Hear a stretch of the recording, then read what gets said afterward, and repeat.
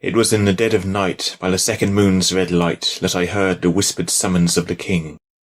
In a goddess-gifted dream, which I shared with those I loved, where we lived beside a stream, all was perfect and serene. In that one dream we lived a month. Then my eyes opened. A world's end was fated. An army was summoned. The void awaited.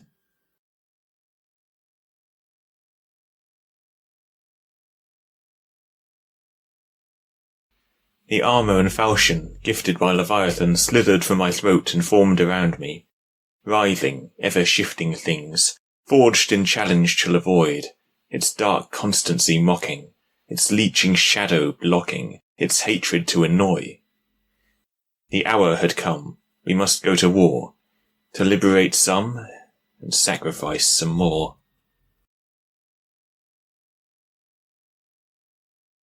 Mages of Gith-Hakain had built our roadway to a forsaken world whose stars were gone. It should have been beautiful, shaded by trees tall as mountains, from which descended waterfalls given form by the constant squalls, forming a planet-wide ocean. Yet in the void's jaws all was lifeless and fell. This world looked worn, and awaiting its knell. We had arrived late indeed, and so with the greatest speed we followed the seers to the last of this world's life. In the bough of a great tree, besieged by soulless void slaves, was the last standing city. Its fall was a certainty, an end matchlessly depraved. The king shifted us to an old hewn tunnel, then led us in the duty we knew too well. A score of arcane rites provided us light as we made haste to strike the void slaves' horde. Meanwhile, our finest sneaks with our best mages did fly to the city's heart to speak to the survivors and seek to grant them a chance to survive. They'd open a road to Tahmath Shalvakryne, our wandering home, last refuge for all kinds. The sight of the void we'd no chance to avoid, and it sent its reserves to hinder us. We formed our practised ranks with the dread king at the fore. With our blades let's now give thanks, and cleave into mess this flank. Let their husks now litter the floor. His terrible voice echoed in our hearts, commanding fear and despair to depart.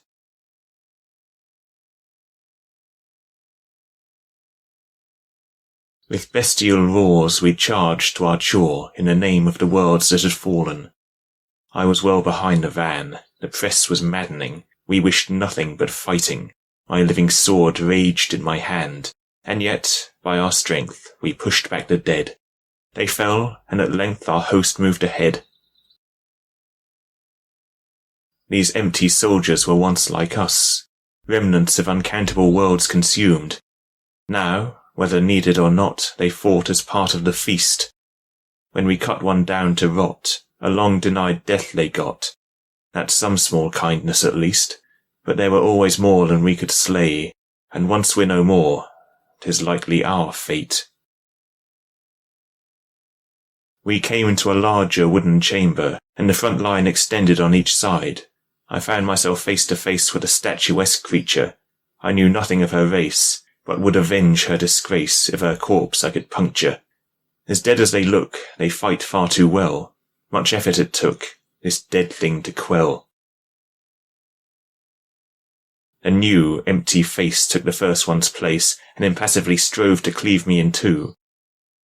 So many battles I've fought, I scarcely register it on these worlds where the void has wrought its evils, and all we've brought against it never stops it. We killed and saved thousands of the fallen, but all the void craves and receives is destruction. After some time, reinforcements arrived, more of the void's cadaverous soldiers. There were at least 1,000, and they struck at our rearguard.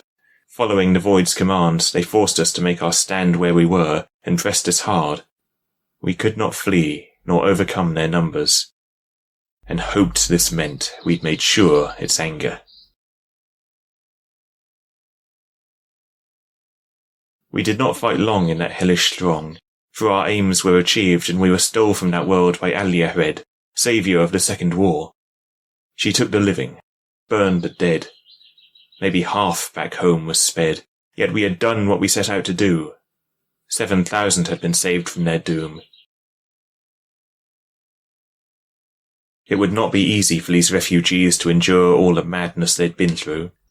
But like so many before, they must join our strange nation and lend us aid in the wars and help us to save yet more and dream of distant salvation. My own work on that day was at its end, so I went my way to my dream to wend. In the room in the inn they'd stashed me in, my armour and sword slithered back down my throat. They were less than satisfied to have received such bleak kills. Though they were designed to vie against those who'd already died, they were never quite fulfilled. And neither am I, if I'm honest. A foe who's alive suits a demon best. Exhausted I fell and slept long and well, for a month and a night with my family. Along the sunlit stone road I followed the sound of the stream, and came once more to my home, and hugged close to me my own. Then all was as it had been, enveloped by peace till I woke up again, from sweetness released, all life to defend.